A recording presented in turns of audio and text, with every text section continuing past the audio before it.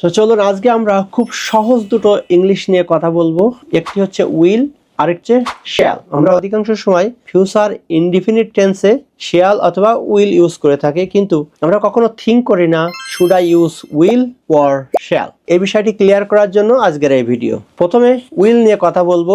Will হচ্ছে খুব simply ফিউচারকে focus করে, অর্থাৎ ফিউচারে আমরা কোনো একটি অ্যাকশন অথবা পার্সোনাল ডিজায়ার যখন প্রকাশ করি, যেমন I will go tomorrow, I will finish my work tomorrow, I will do certain things tomorrow. যে কোনো একটা অ্যাকশন, যে কোনো একটা কাজ আগামীকাল করব, এক্ষেত্রে আমরা উইল ইউজ করব, এক্ষেত্রে কোনো বাধা নাই। কিন্তু আমরা সব সময় শ্যালটা ইউজ করতে পারি না। তো চলুন আমরা জেনে নিই কোথায় আমরা শ্যাল ইউজ করব।